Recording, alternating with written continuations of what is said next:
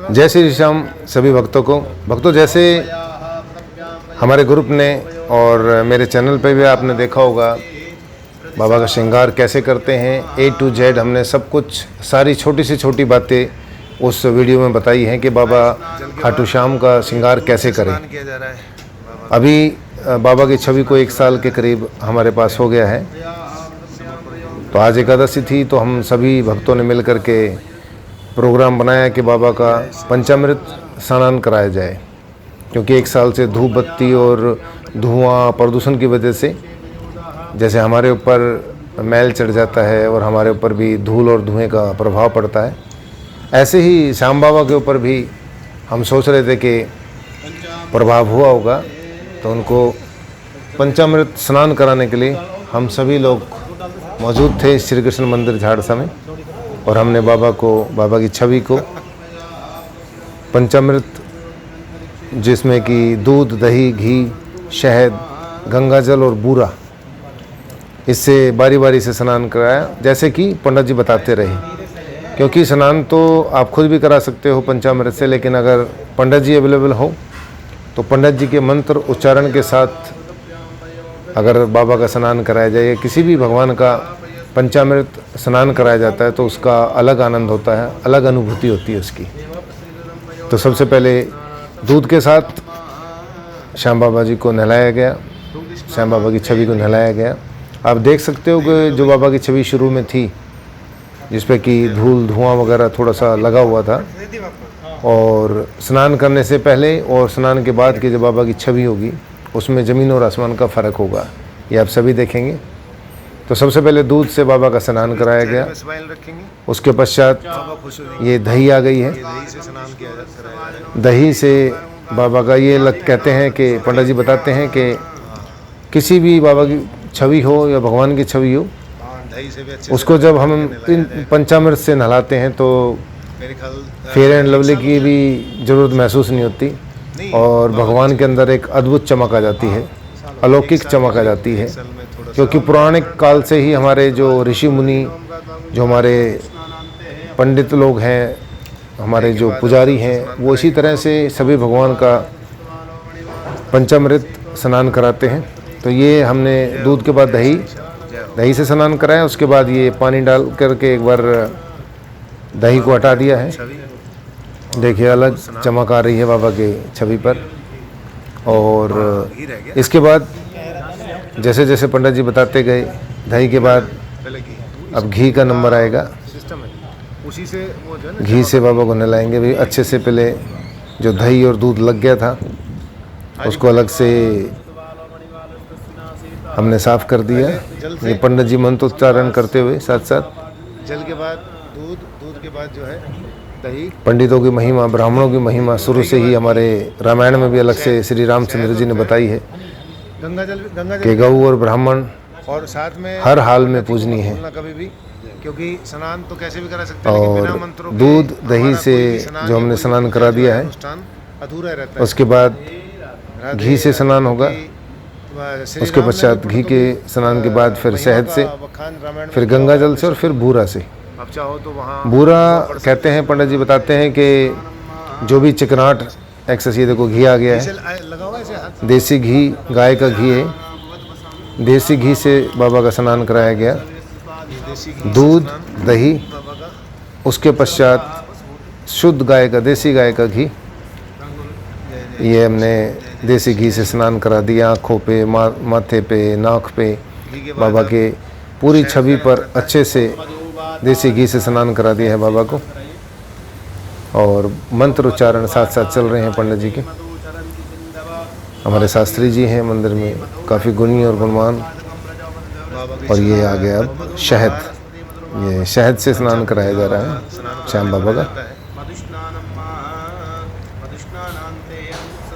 शहद से स्नान कराने के बाद गंगा जल की बारी आती है। गंगा जल से बाबा का स्नान कराया जाएगा। पूरा समर्पण ग्रुप, हमारे कुछ ग्रुप के बंदे भगत जो हैं वो मौजूद नहीं थे अपने किसी कारणवश। तो जो अवेलेबल थे सभी ने प्रॉपर टाइम दिया बाबा को बाबा की छवि अच्छे से रगड़ रगड़ के नहलाया। और कहते हैं कि जो बाबा को बाबा के श्रृंगार के दर्शन करते हैं और बाबा का श्रृंगार अपने हाथों से करते हैं, वो सच में बहुत भाग्यशाली होते हैं। ये अब आखिरी में बूरा से कहते हैं जो एक्सेस चिकनाहट चिकनाई लग जाती है वो एक्सेस हट जाती है और जितनी चाहिए सिर्फ उतनी ही चिकनाहट यहाँ पे लगी रह जाती है। ये बूरा से जो एक्सेस दही थी या दूध की चिकनाहट थी वो सब हट जाएगी और रह जाएगी तो बाबा की अलौकिक छवि और अलौकिक चमक। वो सबसे ज़्यादा भाग्यशाली है। ये श्याम बाबा की छवि जो हमारे ऊपर 1 साल से कृपा बरसा रही है। बाबा के पंचामृत के स्नान के दर्शन करना, हाँ 1 साल के बाद इनको स्नान कराया जा रहा है। वैसे तो कहते हैं कि महीने में या जैसे ही प्रोग्राम होता है, हमारा हर महीने शुक्ल पक्ष एकादशी को प्रोग्राम होता है श्री कृष्ण मंदिर झाड़सा में। बाबा के शाम के भजनों का गुणगान होता है। पूरा के बाद अब जल से स्नान होगा और इस प्रकार से उसके बाद बूरा से नहलाने के बाद अब बारी आई फिर से पानी और गंगा जल मिले हुए पानी से बाबा का स्नान कराने की। और बाबा की छवि को पंचामृत से पूरी तरह से स्नान करा दिया है और बाबा मौजूद हैं। वो अपनी अलौकिक चमक अलौकिक छवि के साथ बाबा श्याम, आप भी दीदार कीजिए।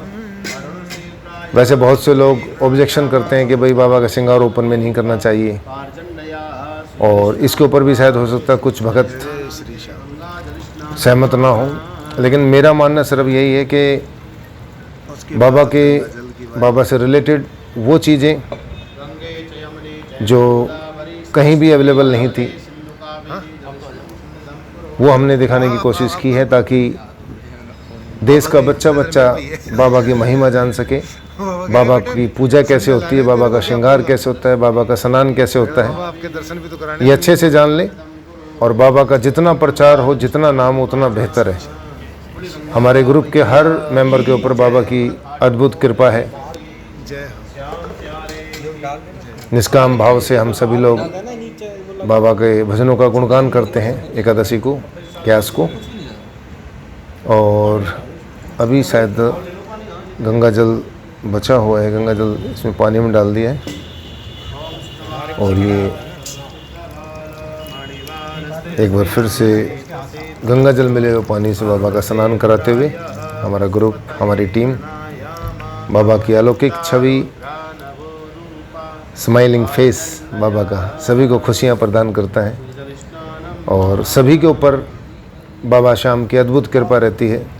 ये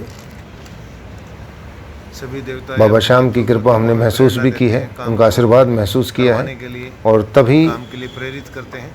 बाबा हर पॉजिटिव काम की, अच्छे काम की हमें प्रेरणा देते हैं और हमारे साथ हमेशा खड़े रहते हैं हमारे बाबा श्याम। तो इस प्रकार पूरी तरह से बाबा श्याम का जो पंचामृत का स्नान है वो संपन्न हुआ और बाबा की अलौकिक छवि आप सभी को आशीर्वाद देने के लिए तैयार। हम दुआ करेंगे समर्पण ग्रुप की तरफ से कि आप सभी का दिन मंगलमय हो, बाबा श्याम की कृपा आप सभी पर बनी रहे और ऐसे ही बाबा श्याम अपनी कृपा बरसाते रहे, आशीर्वाद बरसाते रहें हम पर, आप पर और सभी पर। तो मैं सभी भक्तों से विनती भी करूँगा कि हमारी किसी भी बात को अन्यथा ना लें, चाहे बाबा का श्रृंगार हो, चाहे बाबा का पंचामृत स्नान हो, क्योंकि हमारा लक्ष्य, हमारा तात्पर्य सिर्फ यही है कि पूरे देश के साथ साथ पूरा संसार बाबा की महिमा को जाने, खाटू श्याम की महिमा को जाने और उनकी पूजा पाठ से रिलेटेड जो भी छोटी से छोटी डाउट हैं, छोटी छोटी बातें हैं, वो सबके सामने आए ताकि सभी खुल करके बाबा के साथ रहें, बाबा के चरणों में रहें। और अंत में ये एक साफ कपड़े से बाबा को टॉवल की तरह, जैसे हम टॉवल यूज़ करते हैं, तो एक साफ कपड़े से बाबा की छवि को पूछ दिया जाता है ताकि जो चिकनाई या कोई इस तरह की चीज़ कोई लगी रहेगी वो हट जाए। और